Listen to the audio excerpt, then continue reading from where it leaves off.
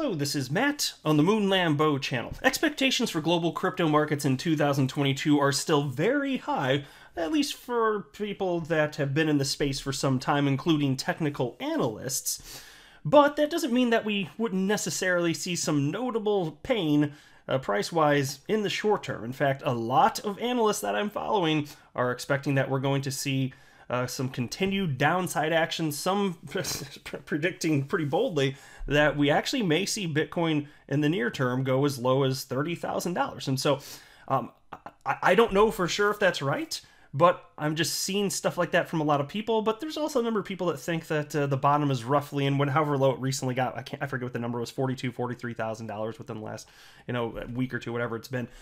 But either way, the expectation is that for those that stick to their guns and hold sufficiently long, we're going to see that euphoric blow off top at the tail end of this market. But what about XRP? Is there going to be another XRP shakeout?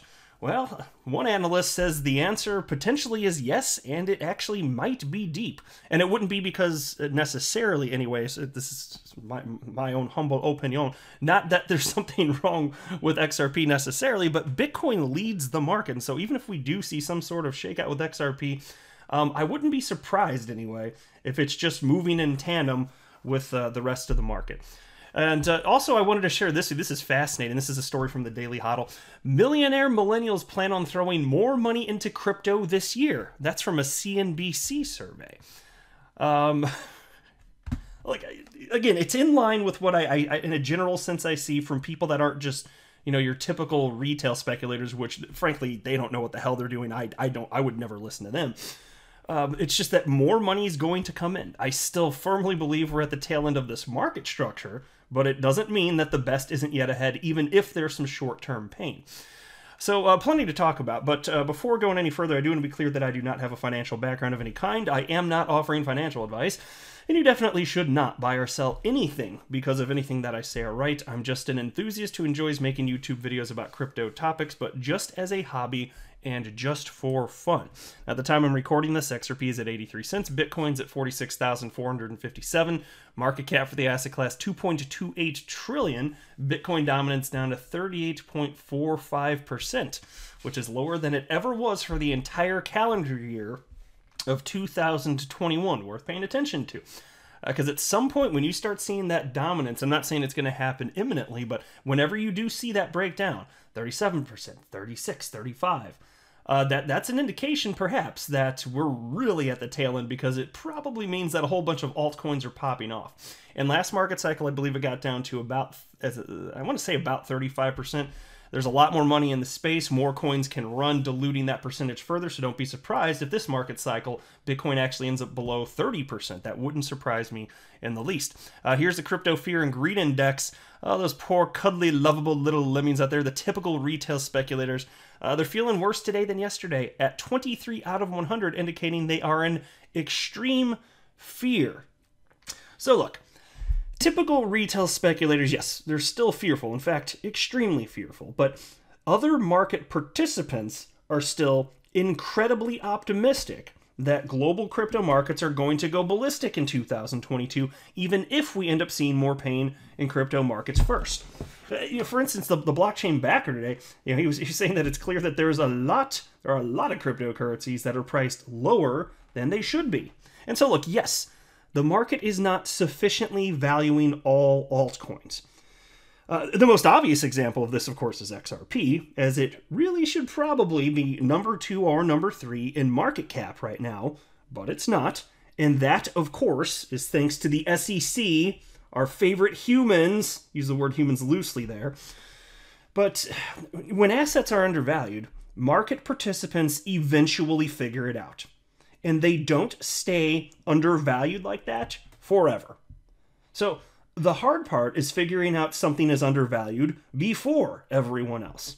If a particular crypto has gone on a tear, creating a chart that looks like a freaking hockey stick, meaning it went parabolic, like just about straight up, that might mean that it's overvalued and will correct to the downside sooner than later.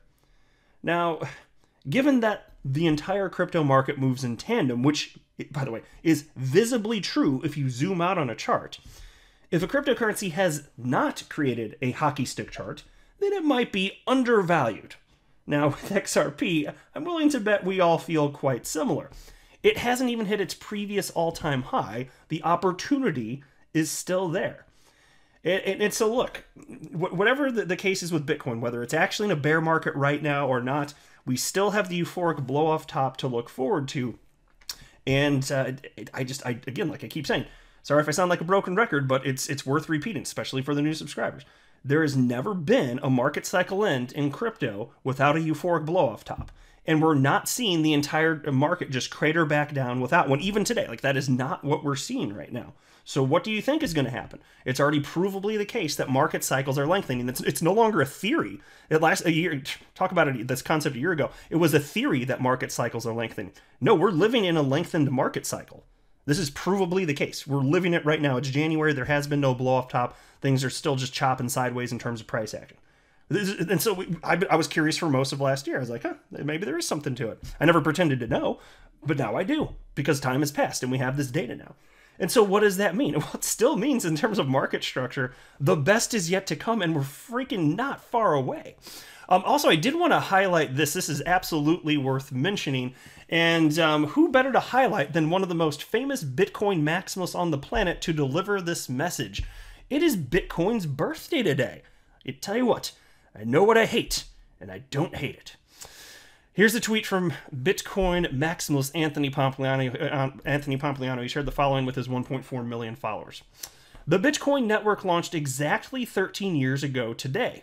On this day in 2009, Satoshi Nakamoto mined the first Bitcoin block and changed the world. Happy birthday, Bitcoin. And look, I am pro-Bitcoin. I hold Bitcoin. I'm long Bitcoin. There's utility with it as a store of value.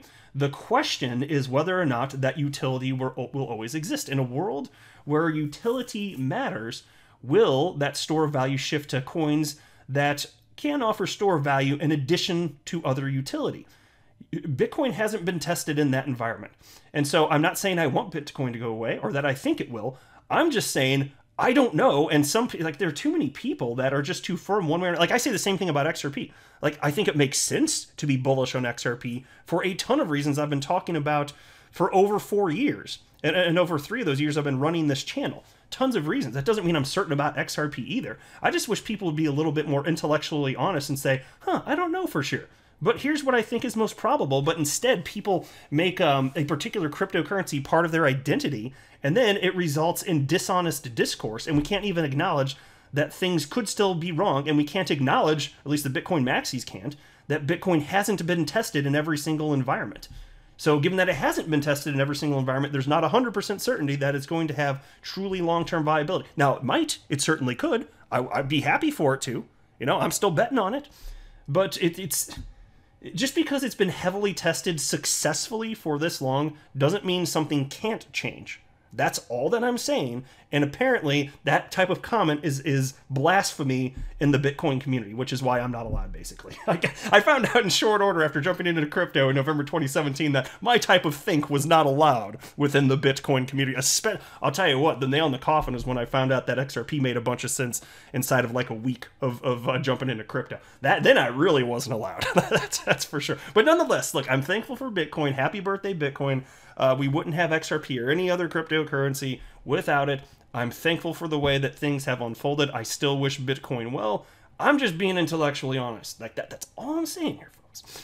Here's a tweet from chart analyst Leb Crypto. And this is not to scare anybody. It's to just be aware of potential outcomes.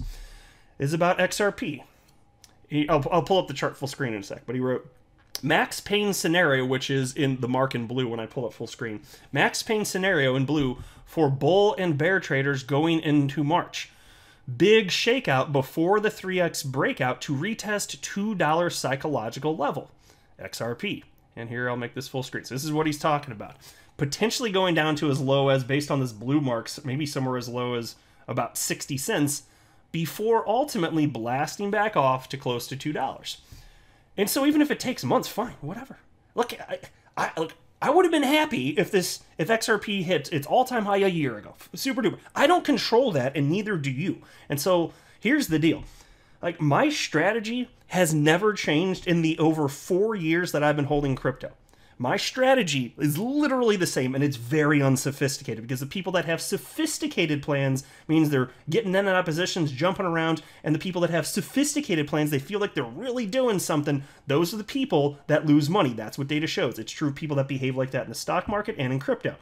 So I have an unsophisticated approach. It, again, hasn't changed in over 4 years, and it's worked for me.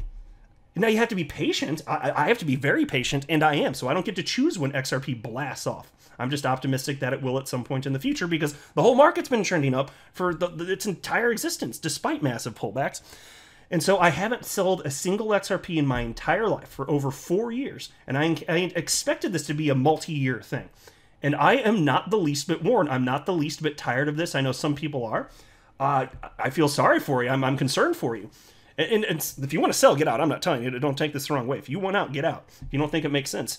But when I start seeing that from people, that's an emotional response, not a logical response. And I don't think it makes sense to make important financial decisions based on how you're feeling, because you're losing patience. I had this mindset from the beginning. It has not changed. I will not waver on this. Period. Either XRP goes to zero, or it's going to be worth way more, because it's going to hit its all-time high in enterprise discovery. Everything in between doesn't matter. It's a known factor that it would be extremely volatile. That's what we're experiencing. So if XRP goes down to 60 cents, I don't care. I won't freak out, because going down to 60 cents isn't zero, and it's also not a new all-time high. So I don't care in the big picture. It just doesn't matter. But yeah. At some point, I firmly believe, so I'm not making a price prediction, but I believe that it'll at some point hit its all-time high and enter a new realm of price discovery. Let's see how this pans out. That's what it looks like to me. So again, not to scare anybody, but on the flip side, he's also saying, yeah, it's also going to go back to like where it was in April of last year. So don't mind seeing that either, just saying. All right, and then there's this from the Daily Huddle. Millionaire Millennials plan on throwing more money into crypto this year, CNB survey.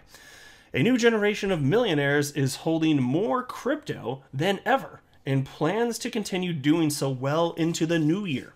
A new survey conducted by CNBC finds that most millennial millionaires have the bulk of their financial investments in crypto. And here's a quote. Most millennial millionaires have the bulk of their wealth in crypto, and they're planning to add more in 2022, despite the recent price declines, according to the CNBC Millionaire Survey. How about that? I'm telling you, just there's so many factors. There's no one piece to look at this. It's like the smoking gun that will tell you exactly how things are going to unfold. But it's just fascinating to see, like, this is a real world thing. This is what humans are thinking, who presumably are not stupid.